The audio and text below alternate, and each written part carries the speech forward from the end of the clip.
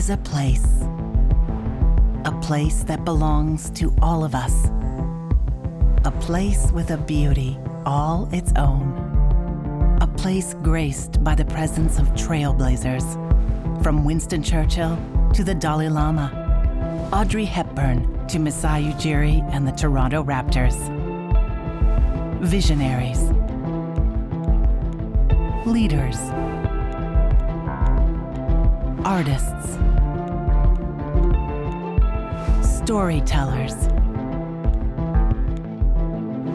athletes. Those who come here with purpose, with lifetimes packed full of experience and unique perspectives. Not all were in the history books. Not everyone a household name, but every voice important. This is a place that has the power to connect us all, a place that leaves us inspired, stirred, and most importantly, thinking differently. It's the go-to place for conversations that matter. And while this place has no fixed address, it is here, on this stage, at this podium, that our most valuable national resource lives: open dialogue. Join us here as we share the ideas that drive this nation forward. Join us in this place. Welcome to the club, the Empire Club of Canada.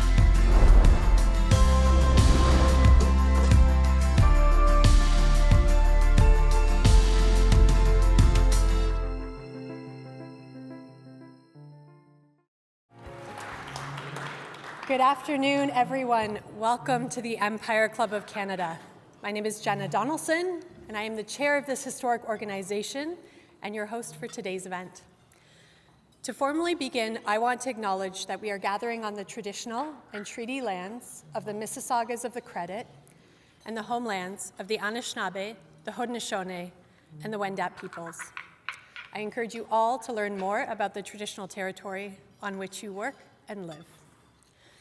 I'd also like to begin by recognizing our sponsors. The Empire Club is a nonprofit organization, and our sponsors generously support the club. They make these events possible, and they make online complimentary for our viewers. So thank you. Thank you to our lead event sponsors, Amazon Web Services and Google.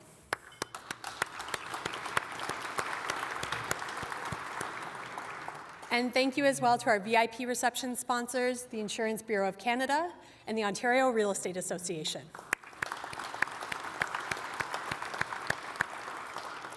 Thank you as well to our supporting sponsor, Kyndryl. And thank you to our lead season sponsors, Bruce Power and Hydro One, and our VIP reception season sponsor, Waste Connections of Canada. And finally, thank you to our media partner, the Toronto Star, and our AV partner, Bespoke Audiovisual.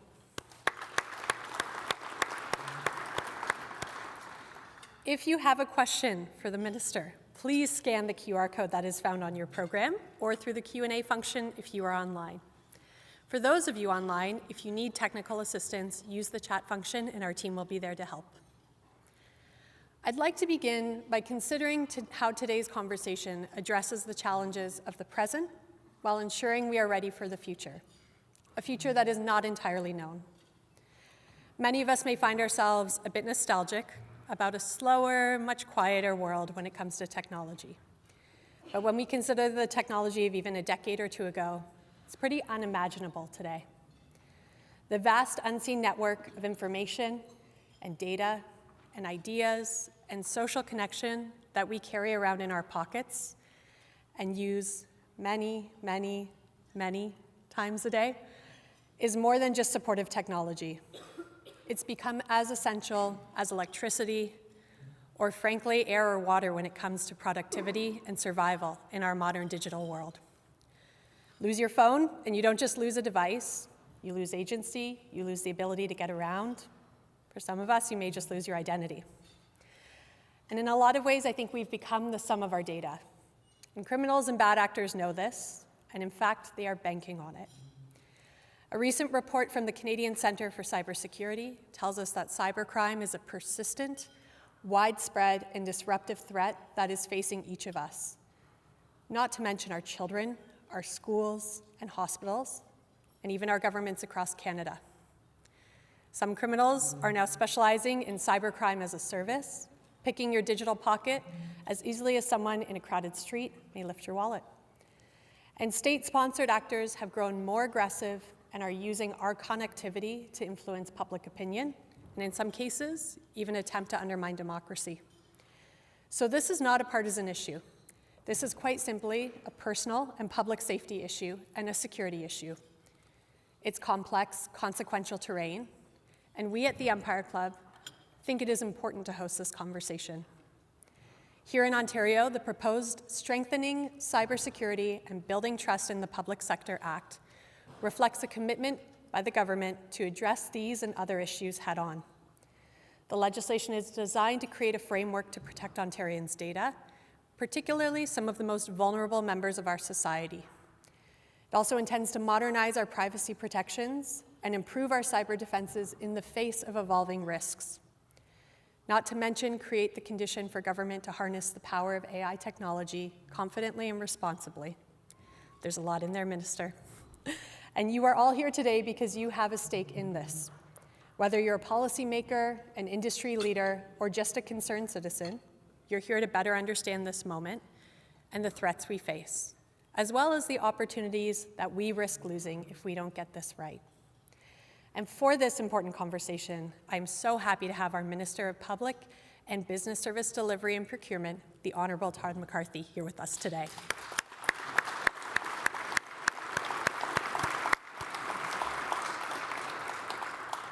This is going to be a substantive conversation, and I look forward to diving in.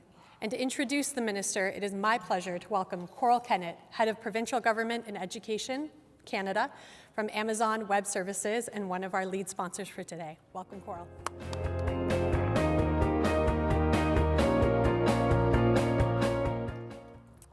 Good afternoon, everyone. I'm Coral Kennett. I'm the Head of Provincial Government and Education for AWS in Canada.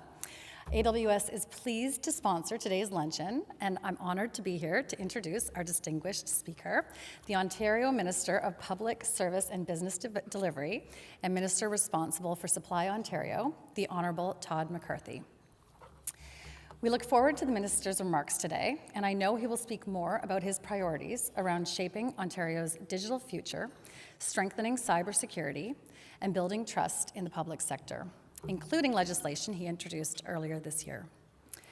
AWS is the world's largest and most broadly adopted cloud provider, and much like the Ontario government, AWS is focused on supporting and fostering innovation throughout the public sector. Millions of customers, including startups, small and medium enterprise, and leading government agencies are using AWS to innovate faster and become more agile. And at AWS, we are very committed to Canada and to the province of Ontario. AWS is planning to invest an estimated $24.8 billion throughout the country by 2037 in new and expanded infrastructure regions or data centers.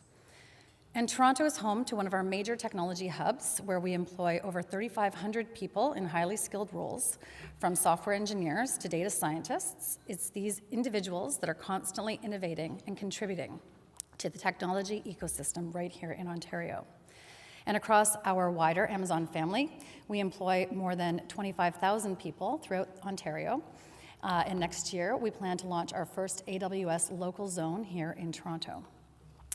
Local zones are a type of infrastructure that bring cloud services closer to where the customers need them, meaning more startups, entrepreneurs, as well as government will be able to leverage the latest in cloud technologies. And we think it's important to contribute back to the communities where we operate. That's why Ontario was one of the first jurisdictions in Canada where we launched our AWS Restart program, which is an initiative tailored towards helping train unemployed and underemployed individuals to get critical cloud technology skills so they can get their first job in the tech sector. In today's increasingly digital age, cloud is the vehicle that powers AI at scale and helps public sector transform the ways in which they serve their citizens. And throughout AWS, public sector organizations are already revolutionizing their operations, from hosting secure, scalable websites like ontario.ca, which provides 24/7 access to vital information and services, enabling health departments to better plan hospital capacity and ensure that resources are allocated more efficiently. And in our ongoing battle against natural disasters, departments and agencies are leveraging AWS to support wildfire management using data analytics and machine learning to respond to threats more efficiently. These innovations aren't just improving government operations, they're helping to save lives and protect communities. But we know there is still a lot of work to be done. Cyber attacks and instances notably against public sector organizations and critical infrastructure have seen a dramatic rise in recent years. The impact of these attacks can be devastating and costly, making it increasingly important to be cyber ready. And that's why earlier this year, AWS launched our new provincial and municipal cybersecurity grant program. This is a $10 million investment in Canada to help government and education institutions improve their security posture and advance their ransomware protection. With its extended support, AWS reaffirms our strong dedication to supporting provincial and municipal governments at every stage in their cybersecurity journey. It's an exciting time for AWS to be partnering alongside public sector. We're proud to play a key role in helping to build protective and innovative services for a modern Ontario public sector and economy. And on that note, I'd like to turn it over to our guest speaker. So would you please give a warm welcome to Minister Todd McCarthy.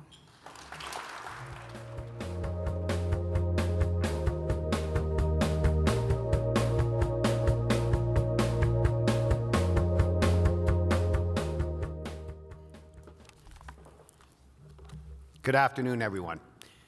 And thank you, Coral, for that very kind introduction and setting the stage for today's important conversation. And to the entire Empire Club team, thank you for welcoming us here today. Jenna Donelson, thank you for your incredible leadership here as the chair of the board of the Empire Club. I look forward to our fireside chat following today's speech.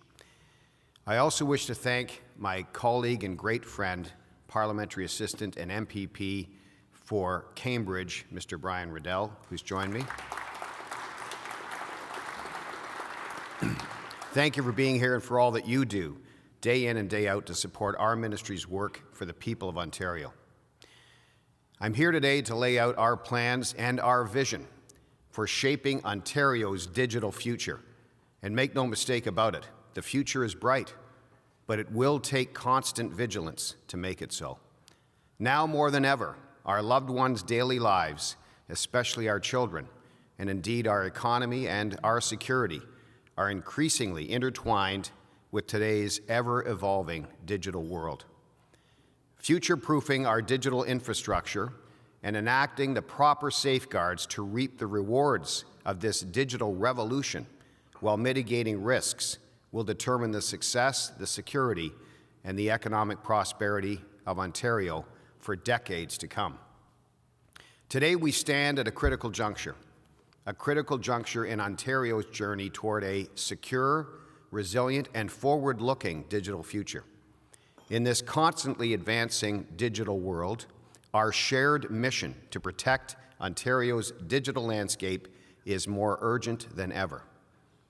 And I'm proud to share with you then how we plan to do so through Bill 194, the Strengthening Cybersecurity and Building Trust in the Public Sector Act 2024. This landmark legislation is not just a necessary response to the challenges we face, but it is a strategic, proactive approach to protect our public services, our institutions, and the well-being of every Ontario citizen and resident. Our commitment to cybersecurity can never be overstated. The digital era has opened new frontiers of opportunity, of convenience, and of connectivity. Yet as we embrace these advancements, the risks we face grow more sophisticated and more aggressive each day. Ontario's essential public services, our healthcare, our education, child welfare, and more, are all potential targets for cyber criminals whose motives range from financial gain to deliberate disruption of our systems. Bill 194 then represents Ontario's promise to address these threats with the strength, the foresight, and the adaptability required to protect our society's most critical functions. To protect all Ontarians, with the protection of our children and the most vulnerable in our province at the forefront of all of our efforts, this legislation underscores our determination to create a safe, secure, and trusted public sector in Ontario. With this act, we are not only enhancing the resilience of our systems, but we are also setting a high standard of vigilance and preparedness. The aim is clear: to continue positioning Ontario as a national leader in cybersecurity. And yes, we are leaders, and we will continue to be so. This bill, if passed, would implement standards, tools, and protocols to prevent, detect, and rapidly respond to cyber threats. By reinforcing these defenses, we are taking necessary steps to counter threats from cyber criminals that could compromise the safety, the privacy, and the prosperity of our people. The urgency behind this legislation is clear. In recent years, we have witnessed cyber attacks targeting hospitals, schools, and financial institutions globally. Denial of service attacks, ransomware, phishing, and cyber espionage are all threatening our national security, our well-being, and the health of our economy. In October 2023, cyber criminals encrypted Toronto Public Library computer systems and stole employee data, essentially shutting down services for months. That same month, a ransomware attack took critical systems at 5 southwestern Ontario hospitals offline for weeks, and the recovery was a cost of upward of $7.5 million. A similar attack hit the Toronto Zoo in January of this year, and in the city of Hamilton, we've seen the expenditure of millions of dollars to rebuild the IT network after a February 2024 ransomware assault. Now, according to IBM's latest annual cost of a data breach report, cyber breaches cost Canadian organizations on average $6.32 million per incident in 2024. Now, these are just a few examples of the cyber threats that our province and our nation are facing every single day. And these criminals are only getting more sophisticated and more sinister. What is clear is that the number and severity of attacks will only increase. Government simply cannot afford to be passive. We must be proactive. We must stay ahead of the criminals who wish to harm our residents, our government services, our economy, our way of life, and the well-being of our great province. It is our duty as government to protect our citizens and residents, and we do need to act now. The cost of these incidents is not only financial, but deeply personal. They impact the future, our security, and our livelihoods. That is why on May 13th, 2024, I was honored to introduce in the Ontario 43rd Parliament this proposed landmark legislation, Bill 194. If passed, the bill would set the foundation to establish requirements for public sector organizations to strengthen cybersecurity, enhance privacy safeguards, and ensure the responsible use of artificial intelligence. In October, I was pleased to see the completion of second reading debate on Bill 194 and its approval for consideration by the Standing Committee on Justice Policy, and in fact, I'll be addressing the committee on Thursday morning at 10 a.m. to lead off consideration of the bill at that committee. The debate in the legislature confirmed just how vital this legislation is to the people of Ontario, as well as the public and broader public sector that serves the people. We can and we must foster growth in our digital economy, while at the same time safeguarding our citizens and their data and their privacy. Bill 194 was developed in consultation with experts, academia, and key public sector stakeholders, and we are continuing to engage with stakeholders and experts to ensure that any regulations or directives arising from this bill, should it pass, are as nimble and dynamic as the technology itself. Make no mistake, if and when the bill passes, hopefully during fall sessional days this year, we will just be beginning the conversation with each and every one of you as we work in common cause toward getting that balance of deploying the technology in a positive way, but at the same time putting up the appropriate safeguards. With this proposed legislation, which we hope to pass this session, as I indicated, Ontario would become one of the first jurisdictions in Canada to regulate these three key pieces of digital security in the public sector, those being cybersecurity, data protections, and the use of artificial intelligence. Now, when it comes to strengthening cybersecurity, we know that the best type of response is one that is coordinated and proactive.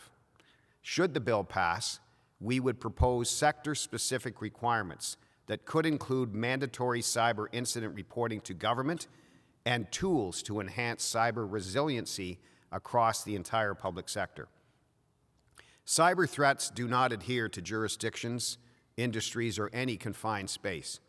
And so it is imperative that we work across all levels of government to identify, stop, and mitigate the impacts of a cyber attack. And by working together, we can and will achieve this. As many parents in the room are likely to understand, our children are at the greatest risk of harm posed by digital technology. Unscrupulous criminals who engage in cybercrime often target children's data. This is disgraceful, and so we owe it to our children to ensure that their futures are secured by protecting their sensitive data from being stolen by criminals. That is why the proposed Bill 194 includes enhanced privacy safeguards to establish ways to better protect children from inappropriate data use in schools and children's aid societies, including Indigenous child and family agencies.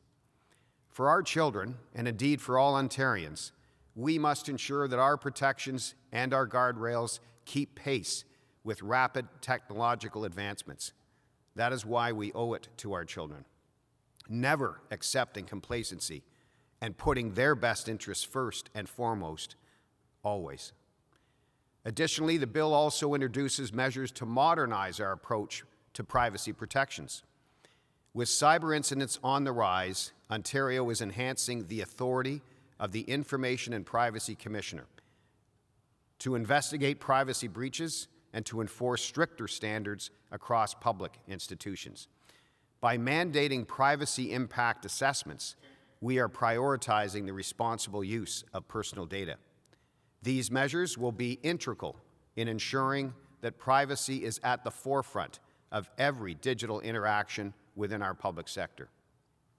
Now, the final pillar of Bill 194 is safeguarding the responsible use of artificial intelligence. Ontario is at the forefront of responsible AI governance with this legislation, and Bill 194 lays out the foundation for transparent, ethical AI use within our public sector. By establishing clear guidelines and accountability measures, we can ensure that artificial intelligence is deployed to serve Ontarians while upholding privacy and trust.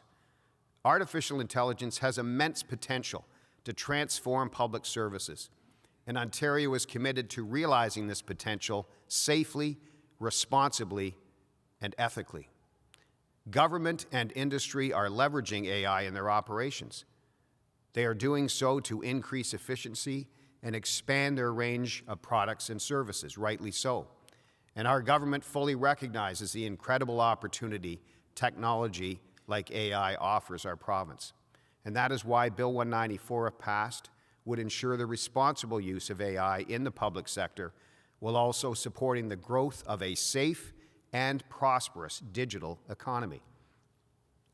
This landmark bill is of critical importance not only to Ontario's digital economy, but to the safety and security of our residents, our children, and indeed our entire province. Every day that we do not take proactive measures to safeguard our province's digital infrastructure is yet another day that we would remain open to attack. Cyber attacks are the latest challenge that our province and our nation must defend against.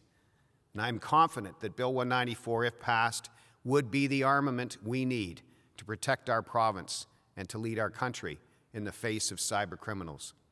Simply because we do not see these enemies does not mean that they are not there. And through this legislation, we would deliver a strong message to these cyber criminals that Ontario will not be a victim of their malicious crimes. Over the course of the past several months, it has been my honor to meet with a variety of organizations in Ontario's business and technology communities to share highlights of Bill 194 and its impacts. I met with boards of trade and chambers of commerce in Brampton, Ottawa, Mississauga, Markham, and Windsor. I also hosted a roundtable with Communitech in Kitchener, a support organization for tech startups. These sessions aim to raise awareness about how our government is safeguarding digital privacy and data, and to gather valuable feedback as we develop potential regulations should the bill pass. The broad support we have received from the various stakeholders we engage with signify the timeliness and importance of this work, and I'm honored to continue these engagements and dig deeper in the regulations phase. And I'm grateful to the members of the Vector Institute for their research, advice, and guidance. These roundtables and the engaging open conversations that they enable are incredibly valuable as we work together to protect Ontarians in the months and indeed the years to come.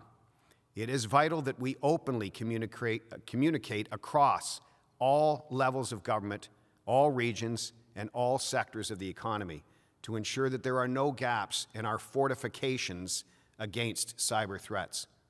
We are committed to engaging and working in lockstep with partners now and into the future so that the people and our businesses in Ontario can trust that the right protections are in place to confidently and safely participate and thrive online. As I said, the passage of Bill 194 would be the beginning of further conversations. By maintaining an open dialogue with partners over time, the government is committed to adapting to meet the changing needs of our people and our businesses, ensuring protections remain relevant and effective, and fostering trust in that digital landscape that we all rely upon.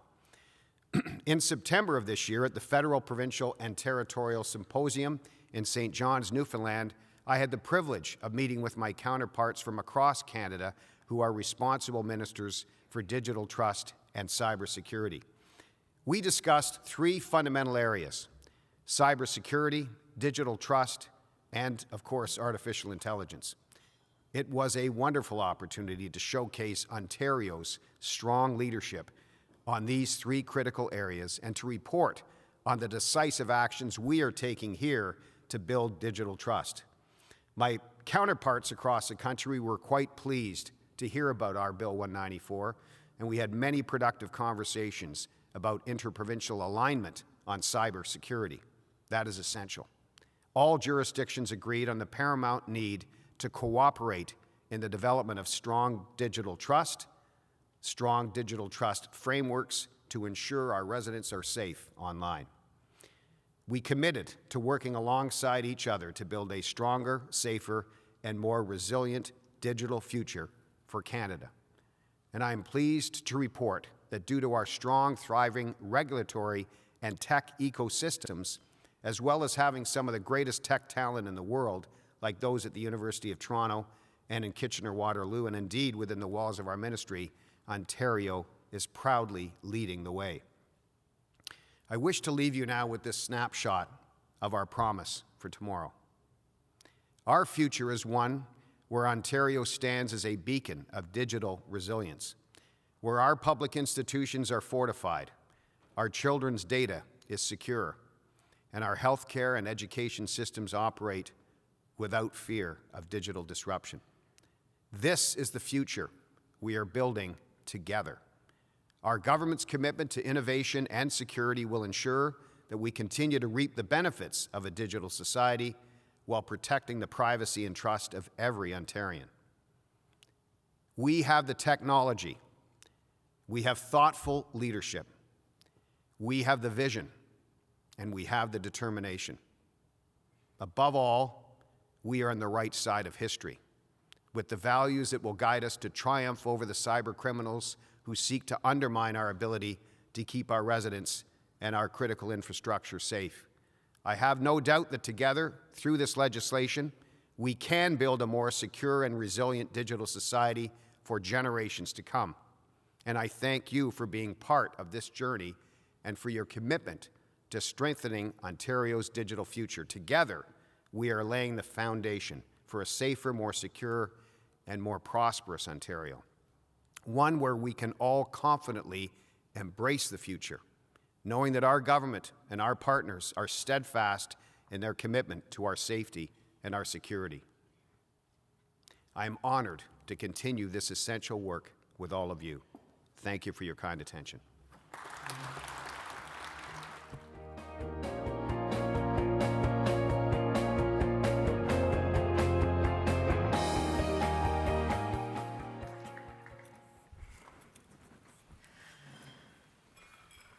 All right. Everyone can hear me? Wonderful. Minister, thank you. And that. testing 1, 2, 3. Testing 1, 2, 3. We're all good. Someone's giving mic us is working a now. Okay, that's good. Someone will tell us if we're not. Minister, thank you. You walked us through a very comprehensive bill, some core pillars. I'd love to dive into some of them with you. Okay. Let's start with the tech sector.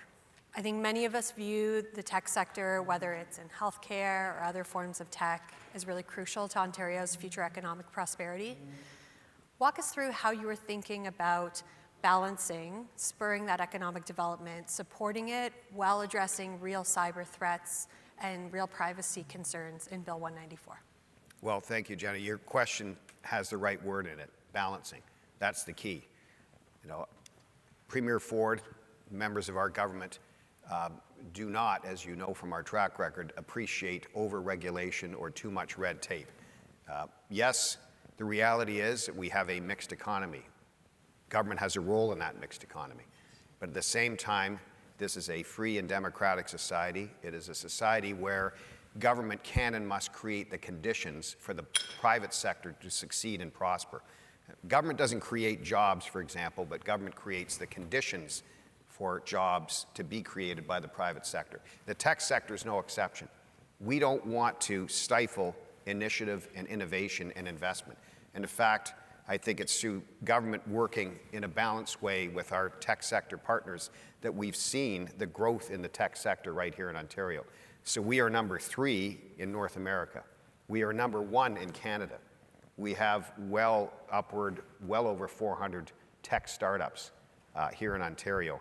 And many of our women and men have returned to Ontario with their tech sector knowledge from places like Silicon Valley to engage here in our private sector. So we've got to get that balance right. And the balance is, yes, we embrace the new technology of artificial intelligence and what the tech sector has to offer, the unlimited potential of that in our digital world. But at the same time, we have to put in place, and this is government's role and duty, in conversation with the private sector and our partners in academia and other industries, to safeguard our children and our vulnerable.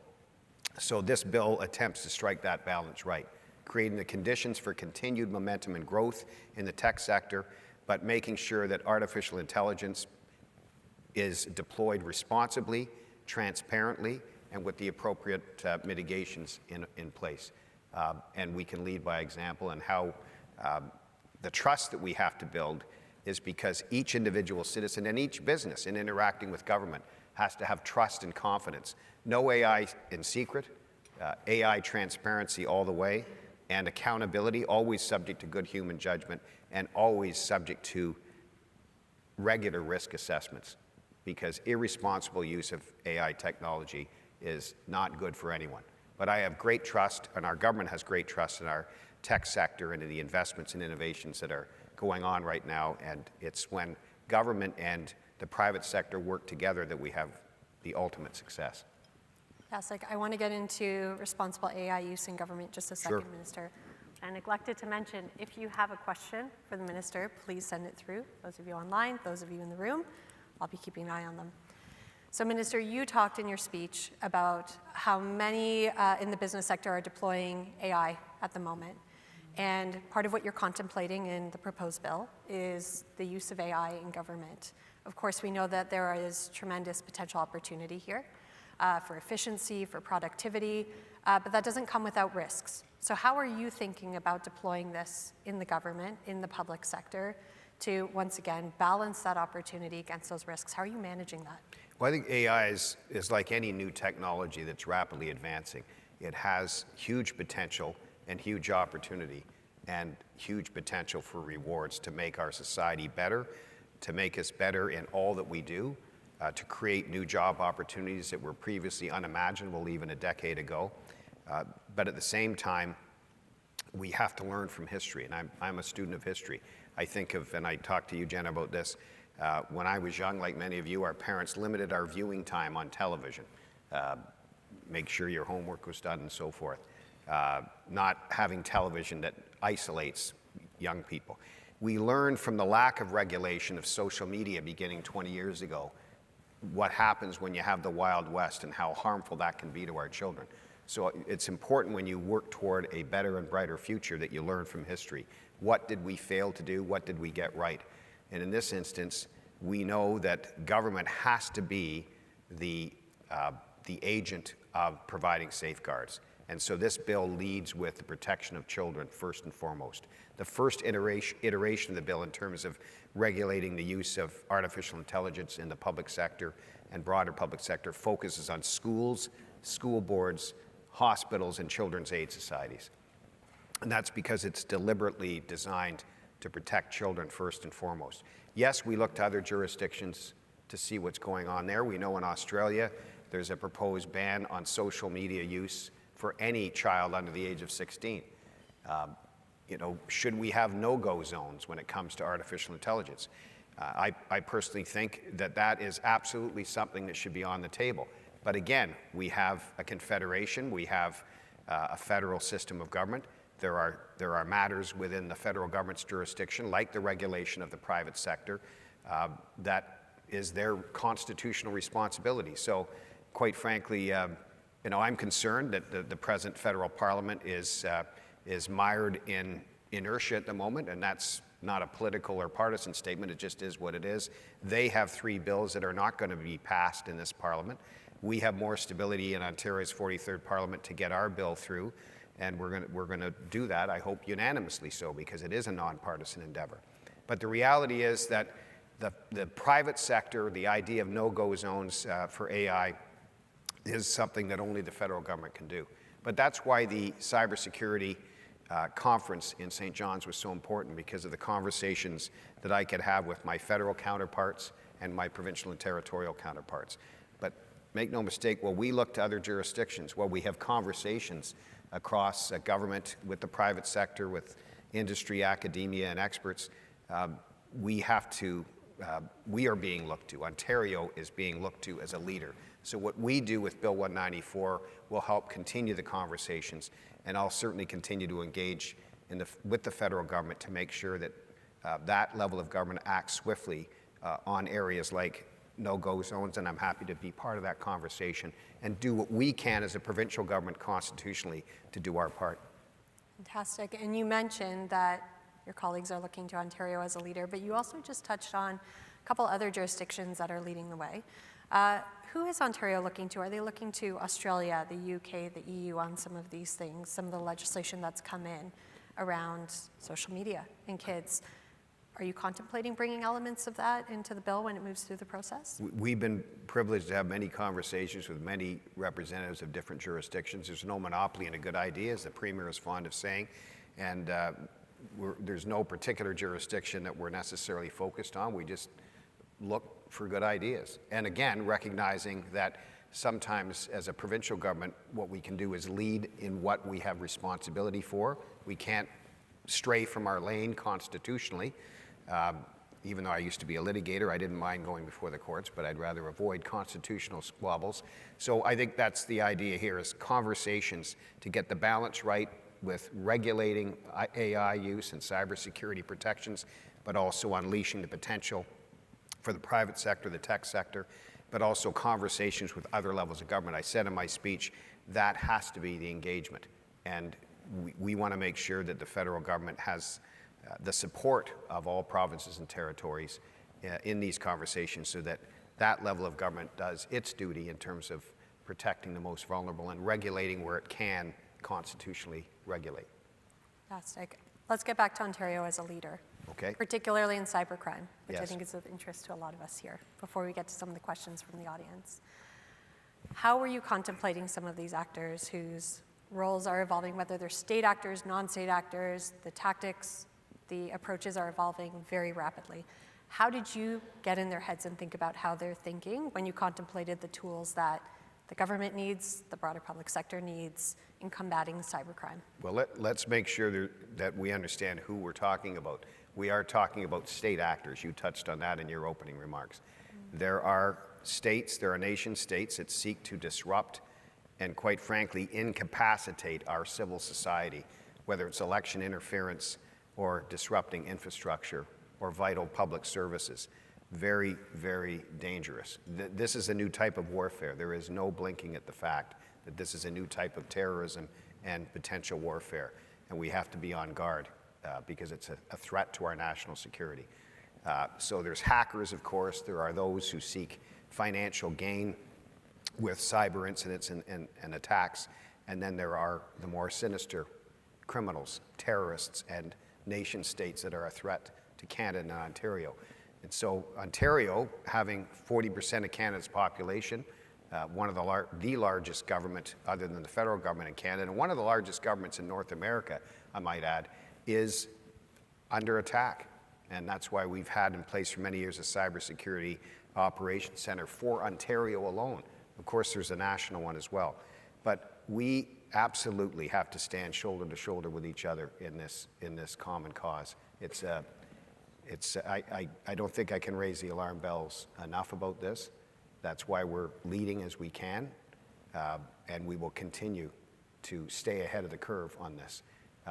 Resilience is one thing, to be able to recover from attack is one thing, but staying ahead so that we're beating them at their own game before the attacks happen is absolutely crucial. So our bill proposes centralized reporting of all cyber incidents within the public sector and broader public sector. It imposes mandatory cyber standards across government. I use the word fortified. This bill will ensure that we are sufficiently fortified in government within Ontario's largest provincial government against these attacks, because that is our duty as government. That doesn't mean we're going to get in the way of private sector initiatives and private sector growth and the success of the tech sector. That's striking the right balance. Point.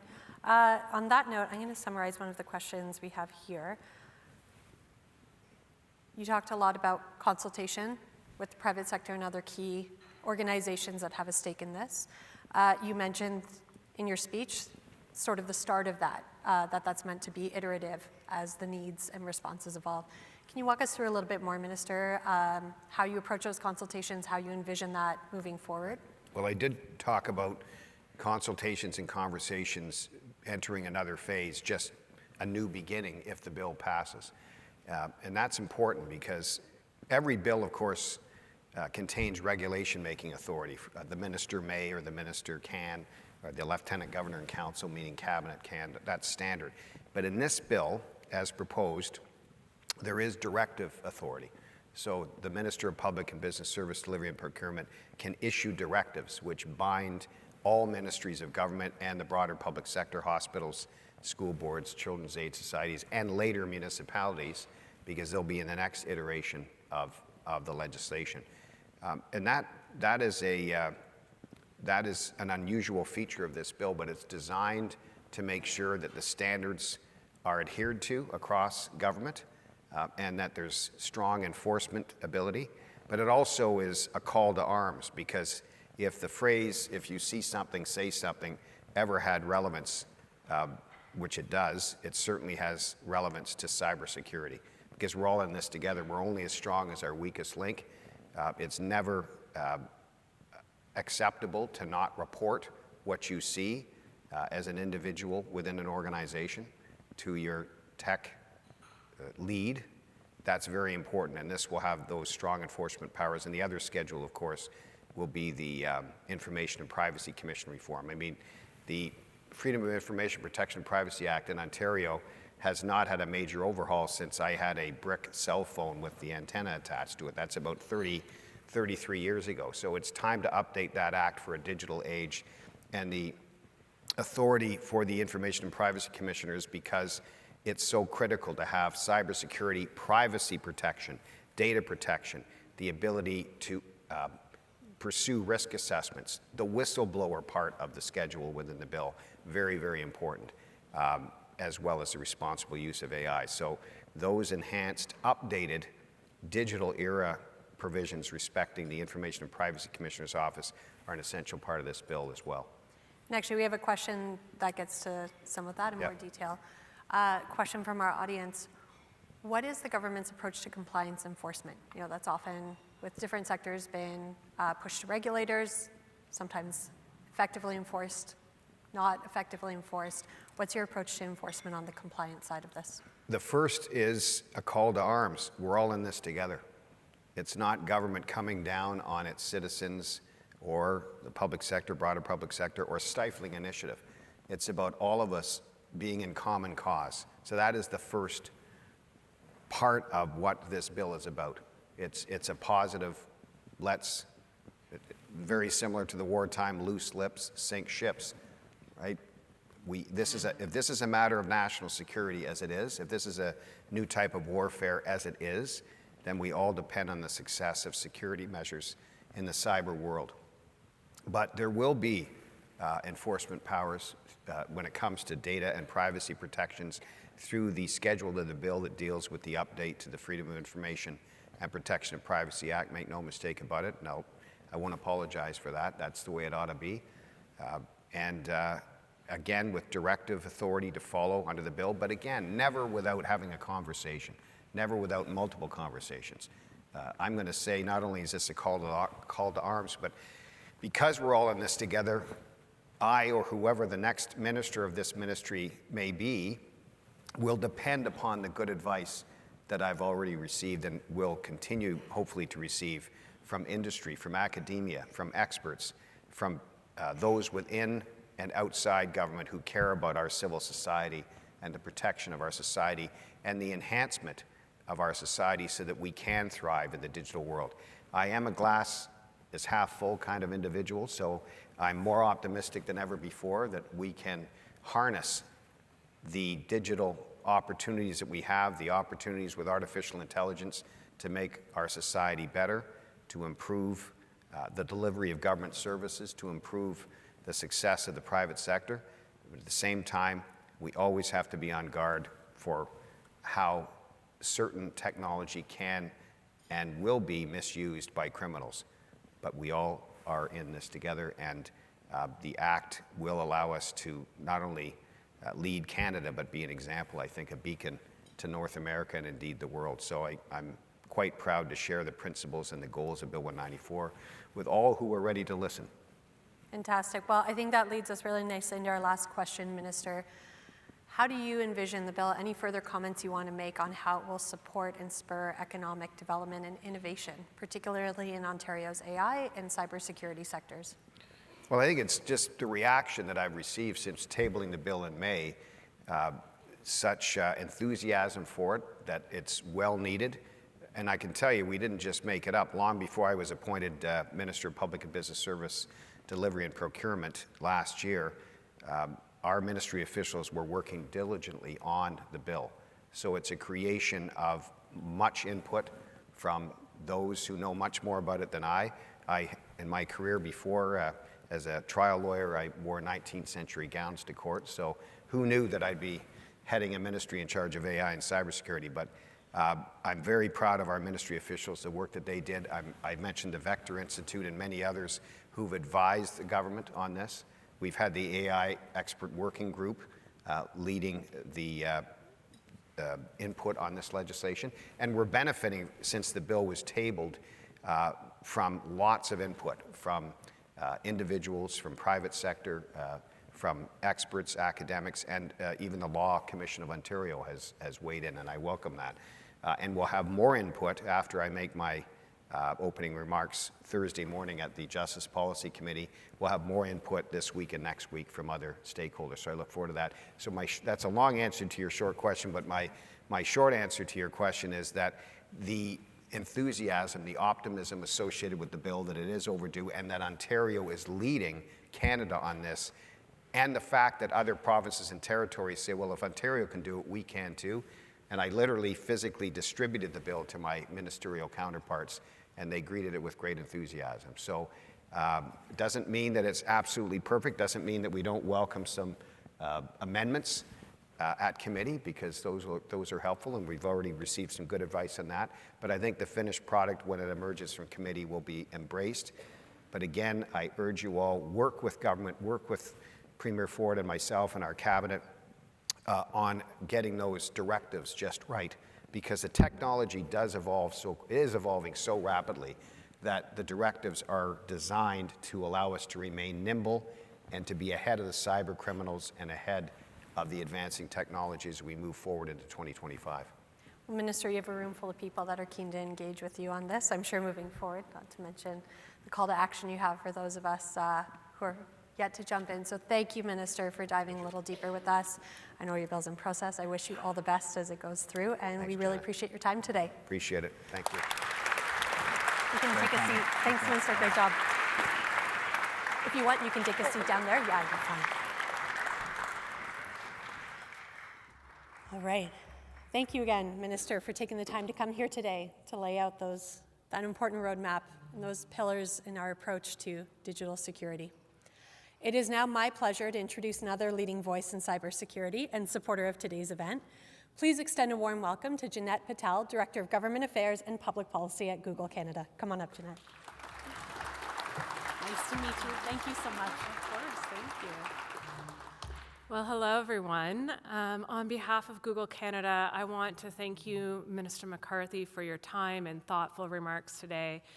You know, your comments reflect the values and approach that we take at Google when we're developing the products and services used by millions of Ontarians and billions of users around the world. At Google, we recognize the vital role of cybersecurity in maintaining public trust, particularly in the digital services that are provided by the public sector. We're proud of our work to develop and deliver educational tools that empower educators to be innovative with their programming, all with safety and security as the foremost consideration. We believe that technology should serve the public good and empower individuals and communities. And this belief underscores our commitment to developing and deploying AI systems that are safe, secure, transparent, and accountable. To that end, I'm pleased to share that in June, Google introduced our Secure AI Framework, or SAFE, to help organizations ensure that the AI tools that they build and deploy are themselves safe and secure by default. Our aim with SAFE is to build a coalition of partners to drive adoption of strong security principles and practices throughout the AI ecosystem. We're partnering with, listening to, and sharing expertise with governments around the world to inform standards and best practices. There is no doubt that AI will be an important element in supporting public servants in the work they do to serve Canadians. Through innovative tools and cloud-based technology, we look forward to working with the Government of Ontario on cybersecurity, privacy, and service delivery. We're looking forward to working alongside you, Minister, and other legislators on proposals that promote responsible AI development and use, and to find the right balance between protecting Ontarians while still giving them access to the products and services they love and enabling innovation across both industry and government. Working together, I know we will achieve that balance. So thank you again for your leadership and collaboration.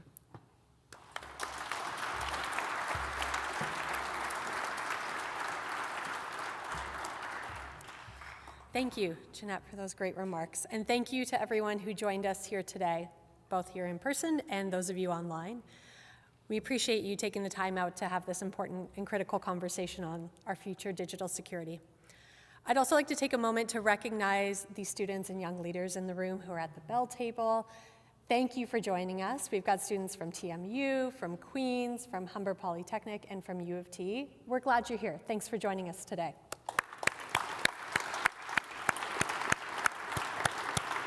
And thanks to Bell for your support of our students. If you'd like to stay connected, please subscribe to our newsletter by scanning the QR code that's found on your table. I hope to see many of you at our upcoming events. On December 2nd, we are hosting Minister, your colleague, the Honorable David Piccini, Minister of Labour, Immigration, Training and Skills Development. He is coming for a much anticipated discussion on growing the workforce Ontario needs to drive our future prosperity. And on December 17th, we have Danielle Smith, Premier of Alberta, and Andrew Furey, Premier of Newfoundland and Labrador, coming together for a timely conversation on the energy trilemma: sustainability, affordability, and reliability, how we address those moving forward. Each Premier will deliver remarks before sitting down for a moderated discussion that will continue to expand our understanding and get to the heart of this national discourse we have. Tickets for both events are available now, so please get them as soon as you can. As a club of record, the Empire Club events are all available to watch and listen to on our website. A recording of this event will be available shortly. Thank you all for being here today. I wish you a wonderful afternoon. This meeting is now adjourned.